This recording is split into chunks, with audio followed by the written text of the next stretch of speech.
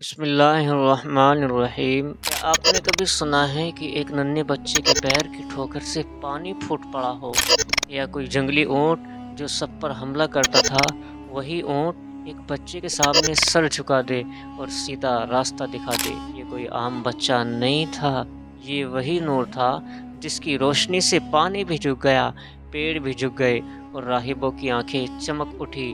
یہ واقعہ اس دور کا ہے جب اللہ کے پیارے نبی حضرت محمد مصطفیٰ صلی اللہ علیہ وسلم ابھی بچپن میں تھے، ایک ایسا بچپن جو رحمت، نور اور کرامت سے بھرا تھا۔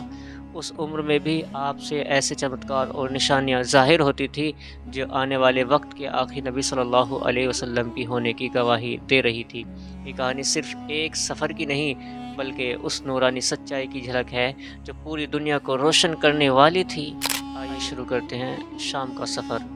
جو ہی آپ نے پتھر پر پاؤں مارا، اس کے نیچے سے صاف اور عمدہ پانی پھوٹ پڑا۔ انہوں نے ایسا پانی پہلے کبھی نہیں پیا تھا، خوب سیر ہو کر پیا۔ پھر انہوں نے پوچھا، بھتیجے کیا آپ سیر ہو چکے؟ نبی کریم صلی اللہ علیہ وسلم نے فرمایا، ہاں۔ آپ نے اسی جگہ اپنی ایڑی پھر ماری اور وہ جگہ دوبارہ ایسی سوکھی ہو گئی جیسی پہلے تھی۔ حضرت نبی کریم صلی اللہ علیہ وسلم کچھ سال اپنے دوسرے چچا جبیر بن عبد المطلب کے ساتھ بھی رہے تھے۔ اس زمانے میں ایک مرتبہ آپ نے اپنے چچا کے ساتھ ایک قافلے میں یمن تشریف لے گئے۔ راستے میں ایک وادی سے گزر ہوا۔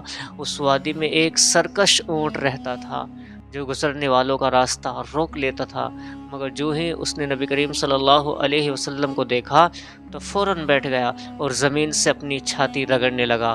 آپ اپنے اونٹ سے اتر کر اس پر سوار ہو گئے۔ اب وہ اونٹ آپ کو لے کر چلا اور وادی کے پار تک لے گیا۔ اس کے بعد آپ نے اس اونٹ کو چھوڑ دیا۔ یہ قافلہ جب سفر سے واپس لوٹا تو ایک ایسی وادی سے اس کا گزر ہوا جو طوفانی پانی سے بھری ہوئی تھی، پانی موزے مار رہا تھا۔ یہ دیکھ کر آپ نے قافلے والوں سے فرمایا، میرے پیچھے پیچھے آؤ۔ پھر آپ اطمینان سے وادی میں داخل ہو گئے۔ باقی لوگ بھی آپ کے پیچھے تھے۔ اللہ تعالیٰ نے اپنی قدرت سے پانی سکھا دیا اور آپ پورے قافلوں کو لے کر پار ہو گئے۔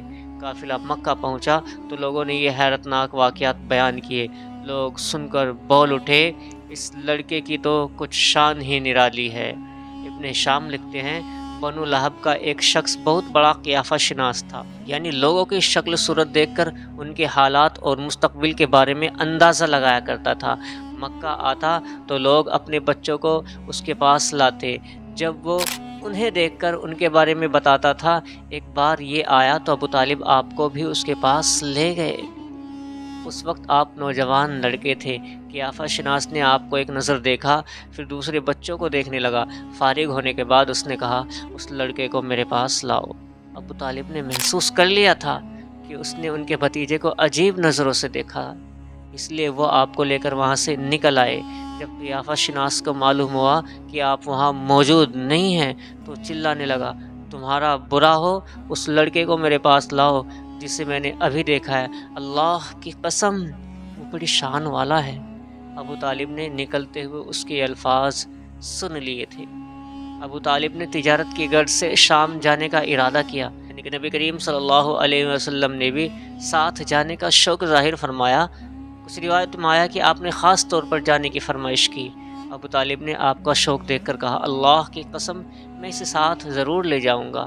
نہ یہ کبھی مجھ سے جدا ہو سکتا ہے، نہ میں اسے اپنے سے جدا کر سکتا ہوں۔ ایک روایت میں یوں آیا ہے، آپ نے ابو طالب کی اونٹنی کی لگام پکڑ لی اور فرمایا، چچا جان، آپ مجھے کس کے پاس چھوڑ کر جا رہے ہیں؟ میری ماں ہے، نہ میرا باپ ہے۔ اس وقت آپ کی عمر مبارک 9 سال تھی۔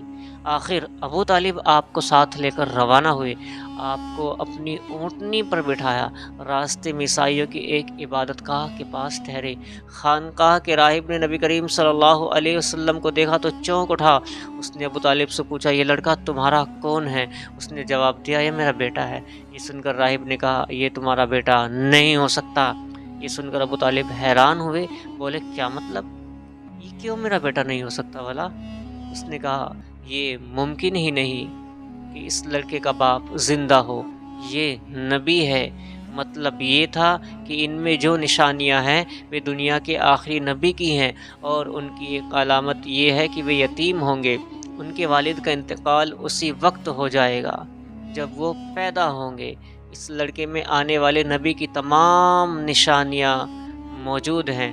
ان کی ایک نشانی یہ ہے کہ بچپن میں ان کی والدہ کا بھی انتقال ہو جائے گا۔ ابو طالب نے اس راہب سے پوچھا، نبی کیا ہوتا ہے؟ راہب نے کہا، نبی وہ ہوتا ہے جس کے پاس آسمان سے خبریں آتی ہیں اور پھر وہ زمین والوں کو ان کی اطلاع دیتا ہے، تم یہودیوں سے اس لڑکے کی حفاظت کرنا۔ اس کے بعد ابو طالب وہاں سے آگے روانہ ہوئے۔ راستے میں ایک اور راہب کے پاس ٹھہرے، یہ بھی ایک خانقاہ کا عابد تھا۔ اس کی نظر بھی نبی کریم صلی اللہ علیہ وسلم پر پڑی تو یہی پوچھا، یہ لڑکا تمہارا کیا لگتا ہے؟ ابو طالب نے کہا، یہ میرا بیٹا ہے۔ راہب یہ سن کر بولا، یہ تمہارا بیٹا نہیں ہو سکتا، اس کا باپ زندہ نہیں ہو سکتا۔ ابو طالب نے پوچھا، وہ کیوں؟ راہب نے جواب دیا، اس لیے کہ اس کا چہرہ نبی کا چہرہ ہے، اس کی آنکھیں نبی کی آنکھیں ہیں، اسی نبی جیسی جو آخری امت کے لیے بھیجے جانے والے ہیں۔ ان کی نشانیاں پرانی آسمانی کتابوں میں موجود ہیں۔ اس کے بعد یہ قافلہ روانہ ہو کر بصرہ پہنچا۔ وہاں بحیرہ نام کا ایک راہب اپنی خانقاہ میں رہتا تھا۔ اس کا اصل نام جرجیس تھا، بحیرہ اس کا لقب تھا۔ وہ بہت بڑا عالم تھا۔ حضرت عیسیٰ علیہ السلام کے زمانے سے اس خانقاہ کا راہب نسل در نسل اسی عالم خاندان سے آتا رہا تھا۔ اس وقت ان کا سب سے بڑا عالم بحیرہ ہی تھا۔ قریش کے لوگ اکثر بحیرہ کے پاس سے گزرا کرتے تھے، مگر اس نے کبھی ان سے کوئی بات نہیں کی تھی۔ مگر اس بار اس نے قافلے میں آپ کو دیکھ لیا تو پورے قافلے کے لیے کھانا تیار کروایا۔ بحیرہ نے یہ منظر بھی دیکھا کہ نبی کریم صلی اللہ علیہ وسلم پر ایک بدلی سایہ کیے ہوئے تھی۔ جب یہ قافلہ ایک درخت کے نیچے آ کر ٹھہرا تو اس نے بدلی کی طرف دیکھا۔ اب وہ اس درخت پر سایہ ڈال رہی تھی اور درخت کی شاخیں اس طرف جھک گئی تھی جدھر نبی کریم صلی اللہ علیہ وسلم موجود تھے۔ اس نے دیکھا کہ بہت سی شاخوں نے آپ کے اوپر جمگھٹا کر لیا تھا۔ اصل میں جب نبی کریم صلی اللہ علیہ وسلم اس درخت کے پاس پہنچے تو قافلے کے لوگ پہلے ہی سائے والی جگہوں پر بیٹھ چکے تھے۔ اب آپ کے لیے کوئی سائے کی جگہ نہیں بچی تھی، چنانچہ جب آپ دھوپ میں بیٹھے تو شاخوں نے آپ کا اپنا رخ بدل لیا اور آپ کے اوپر جمع ہو گئی۔ اس طرح آپ پورے سائے میں ہو گئے۔ بحیرہ نے یہ منظر صاف دیکھا۔ آپ کی نشان دیکھ کر اس نے قافلے والوں کو پیغام بھجوایا، اے قریشیوں، میں نے آپ لوگوں کے لیے کھانا تیار کروایا ہے۔ میری خواہش ہے کہ آپ تمام لوگ کھانا کھانے آئیں، یعنی بچے، بوڑھے اور غلام سب کے سب آئیں۔